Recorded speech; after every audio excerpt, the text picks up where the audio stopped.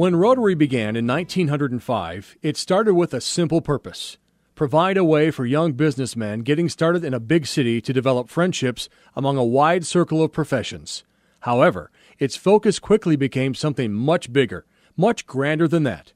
In a word, service, making the community where they built their businesses a better place. And Rotary spread across the country and around the world. In 1955, Rotary was introduced to Arcbhold. 27 businessmen, including doctors, farm-related business owners, a car dealer, and a furniture maker, formed the Arcbhold Rotary Club. Today, the club has more than 60 members, including a son and grandchildren of that furniture maker, Erie Sauder. Erie was a young man as Rotary was being formed. By the time Rotary came to Arcbhold, his company, Sauder Woodworking, was well on its way to becoming one of the largest employers in town, and eventually one of the largest ready-to-assemble furniture makers in the world.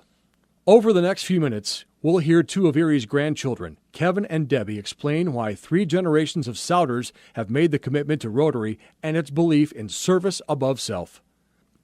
We'll also listen to his son Maynard reflect on his 50 years as an Arcbhold Rotarian and past president of the club. Our grandfather, Erie, was very involved with his business. He was an entrepreneur. He started things. He started the Mennonite Economic Development Associates. He started Sauder Woodworking. He started Sauder Village. So you think about a person like that that's probably working 80 hours a week. He's very involved in his church, very involved with his family. Why would he take time to join a Rotary Club? But he was really about service. He's about serving his community. He's about serving his employees. He's about serving the world. And he spent many years and many trips to Paraguay in service to the Russian immigrants who came to Paraguay and helped to form this Mennonite Economic Development Associates. Likewise, he was a charter member here at the Arcbhold Rotary Club because he wanted to serve the local community, and he wanted to do it alongside his fellow business leaders and community leaders. I think, that's something that our father Maynard always appreciated, and something that I appreciate. You get a little caught up in your own business sometimes, in your own job, and it's really good every Friday noon to come here and sit across the table from a pastor, a school principal, another business leader, someone who's traveled somewhere else that you haven't been, and talk about life and service and community and business and other things that mean things to all of us. I think it's just a really good way to bring everybody together in a non-threatening way to really work for the good of the community. Mm-hmm. Yeah, I agree. Our grandfather and father and all of us agree that service above self is one of the keys of Rotary, and it also is instrumental to our whole life, our Mennonite heritage, our company values. Servanthood is certainly one of the values of all the Sauder companies, and that really aligns well with Rotary because we're not in it for ourselves. It is about community. And I think Grandpa said it often. He said it's not about Erie Sauder. He said it's not just Erie Sauder. He said it's about the community. It's about the people. They're number one. And our values should be in that fashion, he said. And I think that's what Rotary does. In a whole group of people globally, we've seen how much they can make an impact on polio, on poverty, on literacy, a lot of those types of things. And Grandpa cared about those around the world. When I came back to Arcbhold to work here at Sauder Village, I wanted to be a part of our local club. I never had been a Rotarian before, but my dad had been a Rotarian, my grandpa had been a Rotarian, my brother was a Rotarian, and my husband David was a Rotarian down in Fort Worth, Texas when we lived there. So I had a little bit of that history. And of course, the fact that we meet right here at the Barn Restaurant in Arcbhold, it makes it really handy to be a part of it. I think it meshes well with all that we do. It does. It's a great place. Well, my father was an original member of Rotary, and I joined Rotary soon after I moved back to Arcbhold, and I was invited by Dr.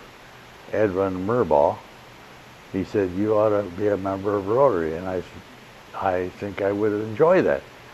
And so he proposed me, and I was anxious to work with the other people in town that were business people, and I didn't know a lot of them because they were all a generation older than me at that time. In 1970, as Maynard was concluding his year as president, he and Clip Higgins, who would follow him as president, decided to take their families to Rotary's International Convention in Atlanta. We decided that we're going to go to this international thing in Atlanta, and Clip Higgins, who was back to back with me, he and his family went also. And that was a real great experience because you got the feeling that Rotary is by far the best service club there is. And I was impressed with everybody I met there and all the people we talked. And you know, they had speakers that they were doing things in all over the world. So it's a lot more than just a local club. It's a major thing. In 2010, the Arcbhold Rotary Club coordinated one of its biggest projects ever, raising $123,000 to provide safe, clean water for nearly 75,000 children and adults in Haiti. Yes, I think as an example of the international influence, our son-in-law David, when he was the president, he started the project of the Haiti Water Project, and we feel that clean water is so important for that's right. everyone. To think about not having clean water for your children is just a very, very serious thing. So our club picked up and really raised a lot of money and made trips to Haiti to really see the project. It was all men when I first joined Rotary, but Jody Short was I think the first woman. I was delighted that she would join Rotary, and then she helped to bring other women. Now there's a lot of ladies that are part of it, and Jim Hensel, who was the president at one time, he was promoting the fact that we have women in Rotary, not just men. Yeah, when we travel, I would occasionally go to a Rotary meeting, and especially if you're out of the United States. And we were down in, where's the place? Cayman Islands. Cayman Islands. We were in the Cayman Islands, and I went to Rotary. And sat across from a guy that got to know me, and I got to know him. And when we were ready to leave and get on a plane to go back to the United States, they weren't going to stop for us.